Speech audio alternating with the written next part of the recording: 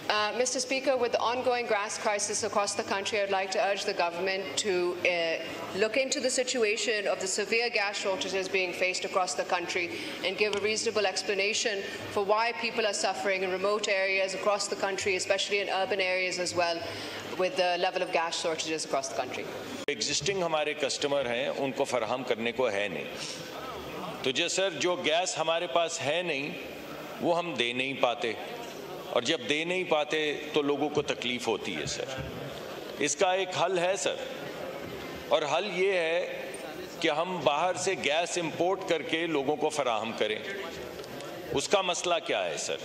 जिस भाव LNG या इंपोर्टेड गैस आती है सर, उस भाव हम हमारे डोमेस्टिक कस्टमर्स जो हैं वो ख़रीद नहीं सकते, उनकी क़ुव्वत ख़रीद से बाहर है। इसका मतलब है कि गैस हमारे पास है नहीं, बाहर से गैस आ सकती है, जो बाहर से गैस आती है वो इतनी महंगी है कि वो क़ुव्वत ख़रीद में नहीं होती, तो आखिरी सलूशन ये रह जाता है कि महंगी गैस लाकर सस्ती बेच दी जाए, और जब महंगी गैस ला के सस्ती बेची जाएगी तो ख़जाने पे बोझ पड़ेगा, और ख़जाना वो बोझ उठा नहीं सकता।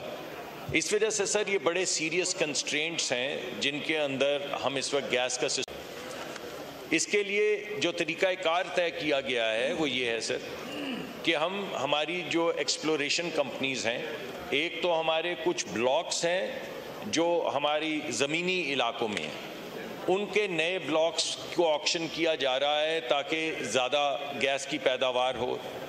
दूसरे सर हमारे जो ऑफशोर ब्लॉक्स हैं, हमारे गुमान में ये है कि पाकिस्तान का जो समुंदरी इलाका है दीगर ममालिक की तरह वहाँ पे बहुत बड़े ज़खायर होने के इम्कानात बहुत रोशन हैं।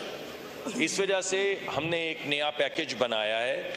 उस नए पैकेज के तहत पाकिस्तान के जो समुंदरी इलाके हैं उसमें हम बैनुल अक़वामी कंपनियों को भी बुला रहे हैं और अपनी कंपनियों को भी दावत दे रहे हैं कि दोनों मिल के, अगर बैनुल अक़वामी कंपनियां पाकिस्तान में ना आना चाहें तो वो पाकिस्तान की जो इस वक्त की कंपनी है उनके साथ जॉइंट वेंचर करके हमारे समुद्री इलाकों में गैस और पेट्रोलियम की दरियाफ्त के लिए, नए ज़खायर के लिए काम करेंगे। ये दो तरीक़ाकार हैं sir.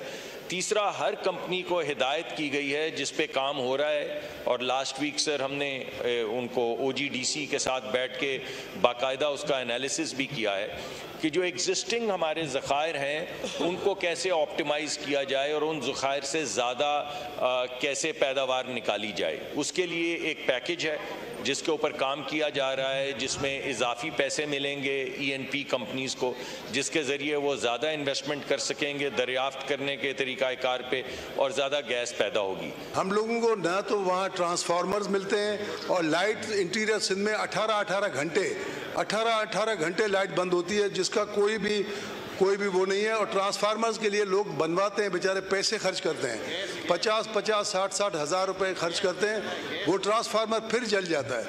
Here we are not to listen to the भाषण बड़े मिलते हैं हमें। गैस का हाल ये जो बीबी आसफा साहबा ने कहा, गैस का जो उनका सवाल था वो भी लोड शेडिंग्स हो रही हैं, तो दे शुड इम्प्रूव।